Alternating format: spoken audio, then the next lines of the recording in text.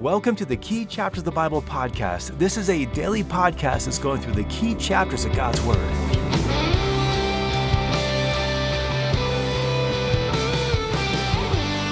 Many faithful Jewish people pray a daily prayer called the Amidah. In that prayer, they pray for several blessings, including one that asks, "May it be thy will that the temple be speedily rebuilt in our days." Now, you may not have thought much about rebuilding the Jewish temple anytime recently, but faithful Jewish people pray for this every day. And today, we're going to be working through Ezekiel chapter 40 to get a glimpse of the temple that will one day stand in the land of Israel. And so welcome to the Key Chapters of the Bible podcast. My name is Russ Brewer, and it is an honor to have you joining us today as we tackle one of the more controversial subjects in the entire Bible. Today, we're going to be looking at Ezekiel chapter 40, which gives us a verbal blueprint of God's design of his temple for his people. And so, hang on, we've got a lot to cover today, and you might find that it's helpful to Google a picture of Ezekiel's temple to give you a sense of what we're looking at as we work through this chapter together. As we turn to this important section of the book of Ezekiel, we need to remember what has transpired so far in this book. In the opening passages of the book of Ezekiel, we saw the Lord's indictment of his people and the Lord removing his presence from them. Then we saw God unfold his judgment upon the nations of the world. They weren't exempt from his judgment either. Then after that, we saw that God will establish a new covenant with his people that won't be like the old covenant. And then Ezekiel gave us a prophetic look at the events at the end of time when the nations of the world will battle against Israel. And now we come to a passage that describes the reinstated worship of the Lord by the people. And so, going on to chapter 40, verse 1. Chapter 40 opens with a timestamp for when this prophecy was given. And it was given, if we just kind of triangulate the dates that are given here in verse 1, it was given in 573 BC, roughly 14 years after Jerusalem's collapse. And in those 14 years, tragedy has befallen God's people as Babylon successfully laid siege to Jerusalem and God's warnings came true, and thousands of people who heard Ezekiel's earlier prophecies have now died. And even more importantly, Babylon has destroyed the temple of God. Now you'll remember that in December of 588 BC, Nebuchadnezzar laid siege to Jerusalem. And then in 586 BC, about a year and a half into the siege, he successfully invaded Jerusalem and looted and burned just about everything. Jeremiah described this event in Jeremiah 52, saying that the temple's furniture was broken up and carried back to Babylon, along with the gold and silver vessels, the lampstands, and all that stuff. And so this was a devastating time for God's people. And yet, in his mercy, the Lord has Ezekiel once again proclaim his message to his people. And this message promised the people that one day they would have a temple again and the Lord would dwell among them. And we find in these pages here a prophetic unfolding of the coming temple and ultimately the Messianic kingdom. So let's go on now to verses 2 and 3. In verse 2, Ezekiel lets us know that this is yet another vision. And once again, the Lord has transported Ezekiel back to Israel. And so Ezekiel's been placed now on a very high mountain where he could see something like a city to the south. Now, by all appearances, the city to the south is Jerusalem, and Ezekiel's on a high mountain nearby. Going on to verse 3. In verse 3, Ezekiel meets a guy whose face shone like bronze. Now, this isn't actually saying he's a bronze guy, like made of bronze. It's just saying that his face shone like bronze. And we don't know who this is, except to say he's probably not the Lord Jesus, because in Ezekiel 43, the Lord does speak to Ezekiel, and it wasn't the bronze guy who was speaking at that time. And so this bronze guy here, he's probably an angelic messenger of some sort. We've seen guys like this before. And so verse 3 goes on to say that this bronze guy was holding a line of flax, or some translations say linen, and a measuring rod, holding both of those. Now the line of flax would have been like an ancient tape measure, perhaps with knots every cubit or so that they could measure quickly distances, sizes, things like that. The rod was similar. It was like a yardstick that could be laid down end to end to measure something's size. And both of these tools are going to be used throughout the next section of Scripture to give us the dimensions of this future temple. Now, when it comes to measurements, if you look online for the dimensions of Ezekiel's temple, you'll find different people giving different measurements. And that's because Ezekiel gives everything in cubits, and a cubit was an ancient form of measurement. Now, we normally say that a cubit was 18 inches long, but there was also a Babylonian cubit, which was 21 inches long, and that seems to be the measurement that Ezekiel is using here, and that's how most Bible translations render these measurements in English. And that will be the measurement that we'll be using throughout our study of these chapters. Okay, now since we've taken this moment to pause here, let me just kind of keep this pause going for another moment longer, and let's just give a quick overview of the ancient Jewish temple. We can't overestimate or overstate how important the temple was to ancient Israel and how important it is to the unfolding of God's plan for his people. If you were to start digging into the topic of Ezekiel's temple, for instance, you would find out that it is called the third temple, and there's a ton of material on that. Now, it might surprise you that Ezekiel's temple is called the third temple because you'll also find scholars talk about Solomon's temple, Zerubbabel's temple, Herod's temple, and Ezekiel's temple, and so it would seem that Ezekiel's temple is actually the fourth, but it's not. And so here's how the numbering goes. Solomon built his temple in 959 BC. That was the first temple. Of course, that was also the temple that was destroyed by Babylon in 586 BC. And so that temple is gone. And then, after the exiles returned, Cyrus appointed a man named Sheshbazzar to come and rebuild the temple, and that was all paid for by Persia. It was very nice of Cyrus to do that. But Sheshbazzar ran into a lot of opposition from the locals, and the rebuilding effort got bogged down. And so it wasn't until 16 years later that another wave of exiles returned to finish the rebuilding of the temple under the leadership of a guy named Zerubbabel, and the second temple was completed in 515 BC. Now that was all well and good, but in Ezra 3:12, which records this event, it says that many people wept at the completion of the temple. Now why did they weep?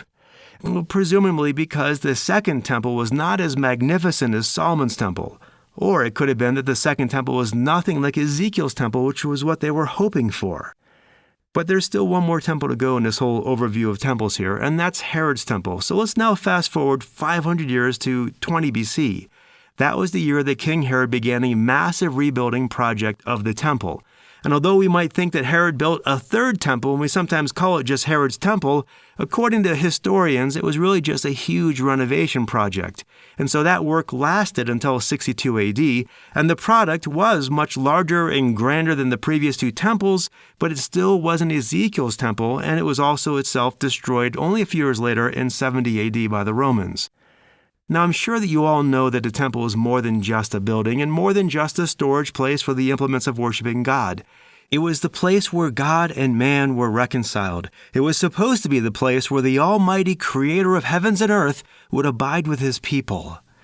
The temple itself was a standing object lesson. The form and shape and walls and courts all showed how man was naturally separated from God. The altar showed how man could be reconciled to God and brought into fellowship with him. The bronze laver, that kind of place where you would get washed, would just show the cleansing we would need from the Lord. The altar of incense showed man's prayers rising up to God. The bread showed man's reliance upon God. The light showed man's darkness and need of revelation. In terms of the physical structure, the temple was rectangular in shape, and it sat inside of a walled campus. It had a porch with two massive pillars that led to two rooms separated by a thick veil. Those two rooms were called the Holy Place and the Holy of Holies. Only the priests could go into the Holy Place, and only the high priests could go into the Holiest of Holies, and that was only on one day a year, the Yom Kippur, the Day of Atonement. And that now brings us to an important point. We saw in Ezekiel 10 and 11 that the glory of the Lord had left the people, and when the second temple was built after the exiles returned, the Holy of Holies was still empty. No glory of the Lord was there. No Ark of the Covenant was there. Maybe that's why the people were weeping as well. But again, that's all the first and second temple. As we work through the next several chapters, Ezekiel is going to give us the designs for the third temple that is very different from the first and second temples. Ezekiel laid a temple complex that is 500 by 500 cubits, or 875 feet by 875 feet. This temple complex will be several times larger than Herod's temple complex and about 12 times larger than Solomon's. Now, the temple complex that Ezekiel is going to give to us, it's also pretty symmetrical. As in, you could fold, if you could fold the temple complex in half, and most things on each half would line up with each other on the other side of that half. There are some exceptions, but by and large, this complex has a lot of symmetry going on. And as we work through these next several chapters, we're going to be learning about this third temple and what it's going to look like, its shape, size, things like that. And ever since these prophecies were given, there has been an expectation that God's people will one day build this temple. And even today, there are thousands of Jews praying every day that this temple would be built in their lifetimes. And so now with that side trip finished, now let's get back to our bronze-colored tour guide. In verse 4, the bronze-colored tour guide shows Ezekiel all kinds of measurements, and he tells Ezekiel to focus his eyes and ears on everything he's about to see to be sure he will faithfully tell these things to the house of Israel. And so he starts with the outer wall in verse 5, and all of Israel's ancient temples had these surrounding outer walls. These walls served as a point of division between the world and the Lord. An entrance within those walls was only for those who wanted to be reconciled with God. And so we see these outer walls for a verse here, and then after briefly telling us about them, Ezekiel then focuses on the gates. He's going to spend a lot of time talking about these gates. Now, these gates are not like the kind of gates you'd have in a farm or a fence or something like that. These gates here were actual buildings that would rise up many stories high to see far distances, and the gate doors would actually be within these buildings at the base. Likewise, within these gates would be all kinds of rooms to house soldiers, supplies, stuff like that. And they're big. In terms of size, these gates are 105 feet high by 43 feet wide, roughly 43 feet wide, with an entryway of 17.5 feet wide as well. And so they're pretty big. Not only that, but there are actually 6 gates in this layout, and it's not real clear in this text here until you just kind of start looking at all of this stuff individually. And so you've got 6 gates here. There are 3 that lead into the temple complex from the exterior, just the world, and then once you're inside the temple complex, there's another 3 gates that lead to the inner court area. And so Ezekiel discusses the outer gates from verses 6 to 27, and he does kind of bounce around a little bit in there, but then he also focuses mostly on the inner gates in verses 28 to 37. And this can be kind of tricky if you're not looking for it. And so try to picture this. The entire temple complex is a walled complex. It's a square with 3 giant gates giving access to the interior area. But within this interior area, there's still a second walled complex that also has 3 gates to give access to its interior. Now, you might think that the gates for this smaller interior area would be small gates too. They're not. These gates on the inside are the same size and design as the exterior gates. The thing is, they're in reverse orientation, and trying to explain what that means, one thing I thought of was like if you were to take 2 shoes, a left and a right of the same shoe, and put their heels together and face their toes away, they'd be laying there with basically the same dimensions, but being in mirror of one another. That's basically what's going on with these gates here in this temple. You got these 6 gates. You got an outer gate east, an outer gate north, an outer gate south. Then you have an inner gate that are mirrors of those same gates, an inner gate east, an inner gate north, and an inner gate south. Now, as far as these gates go, Ezekiel talks about the eastern gate first in verses 6 to 14. And the eastern gate is listed first because it is the most important gate. And it's most important because Ezekiel 44 tells us that this is the gate that's normally locked and kept shut, but it'll be the gate that the prince will come in and use. And during the days of Jesus, in Herod's temple, this was the gate that Jesus rode the donkey through on Palm Sunday, and so you can see why the people were so excited to have him just arriving on the scene back then. Okay, going back to Ezekiel here, Ezekiel talks about these outer gates from verses 6 to 27, and he explains them. We've kind of covered that. Then he starts talking about the inner court gates in verse 28, and I'd like to draw your attention to what he says about the north gate. The north gate's mentioned in verses 35 to 43, and in this section here, we find out that this is where the sacrifices will be prepared. Now, that may cause you to wonder, why are there sacrifices here? I mean, we live in a modern age, and besides that, hasn't Jesus done away with sacrifices? Well, here are some possible reasons for them. First, there are people, even today, trying to build this temple right now. And so every few months, they'll do something that makes the news. They're pretty serious about this. And so I personally think that someday some version of Ezekiel's temple will be built. And since the Jewish folks don't recognize Jesus as their Messiah, they're going to start, at least some of them will start the sacrifices back on up.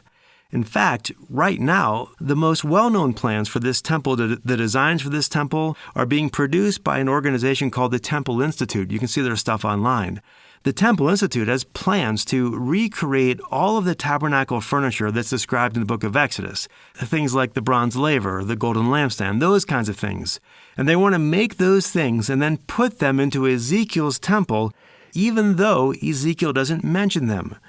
Now, Ezekiel doesn't mention them because those things have all been fulfilled in Jesus.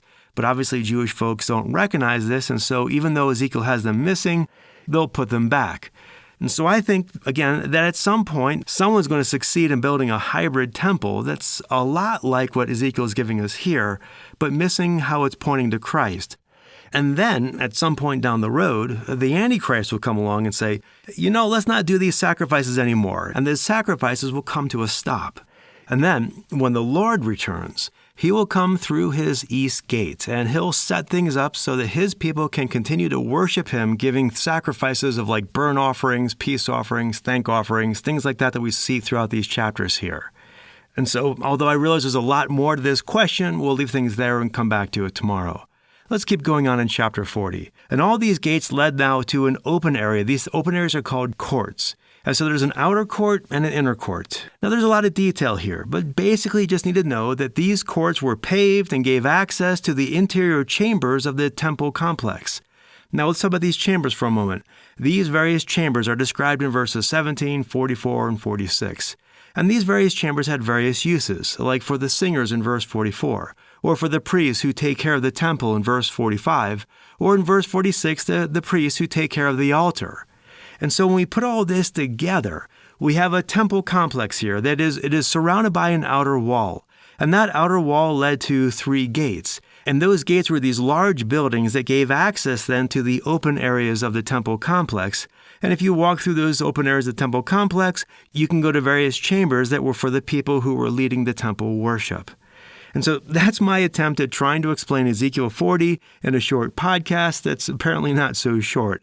But before we go, we've got to circle back and make a few key points here. For one thing, lots of people say that all of this stuff is symbolic, that we should look for symbols and allegories and all this stuff. But the details of these chapters don't lend themselves to symbolism and allegory. For instance, this chapter is talking about windows in verse 16, 25, 29, 33, 36. These windows are stated in clear utilitarian terms. Or in verse 12, there's this thin, low wall that's around the guard rooms, like you might see in an atrium of a nice hotel. Likewise, there are just these details in here that just strain effort to be symbolic. Like in verse 38, where there's a place to rinse off the burnt offerings. Or in verse 43, there are double hooks used in the sacrifices. Rather than trying to figure out what symbolism these items represent, it's much more natural to take them as actual windows and actual places to rinse off actual burnt offerings and actual hooks upon which to hang actual sacrifices. Not only that, if we take all this as symbolic, we end up symbolizing things that were common in their day and probably not meant to be symbolized. It would be like describing a hotel and saying it's all symbolic. And you can just imagine someone trying to describe a hotel in symbolic terms. And they would say, the receptionists, when you check on in, they're really like angels who bring us to heaven. And then all the pathways, the hallways that lead from that main desk, they're all the different directions we can take in life. And each room has a number, and that represents how all of our days are numbered. I mean, you can do that, but it sounds silly to people who actually stay at hotels. They'd be like, no, not really. The receptionist gives you a key to your room. You walk down the hall, you find your room, and you go in. There's not a lot to it. And that's really how Ezekiel reads. Not like some text to be allegorized, but a text to be read and understood and be taken literally. In fact, in Ezekiel 43 verse 10, this is a key verse we need to know. In Ezekiel 43:10, the Lord tells Ezekiel to bring these plans back to his people in order for them, it says, to do them. Clearly, the Lord did not intend for this to be understood symbolically, and neither should we. These are real plans for a real temple that will one day really be built. Now, we're almost done, but there's one more point we need to make here. We need to see here the Jewish focus of this temple. For instance, you can look back at verse 4. Ezekiel is giving this message to Israel. Or when we look at this temple here, we see that it is replete with things like palm tree ornaments. You see that in verses 22, 26, 31, 34, 37. Those palm trees weren't just for pretty decorations. The palm tree was one of the national symbols of ancient Israel. It was like a national flag. That's why when Jesus rode into Jerusalem on the donkey, the people were waving palm branches in front of him. They were showing their national allegiance and wanted Jesus to be their messianic king. And so all of these references to palm trees and all that stuff, it's essentially saying that the Jewish national flag is going to be draped all around the temple. And the focus here, all this focus on Judaism, lets us know that God still has a plan for his people.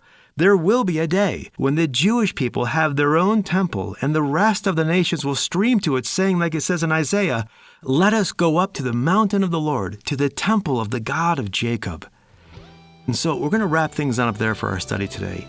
But as we think about Ezekiel chapter 40, let's keep in mind that the Lord is describing a real place that will one day stand in Israel, and may we be praying that the Lord would build His temple in our day. We'll talk more about what this temple will look like tomorrow, and until then, thanks for listening. Have a great rest of your day. God bless.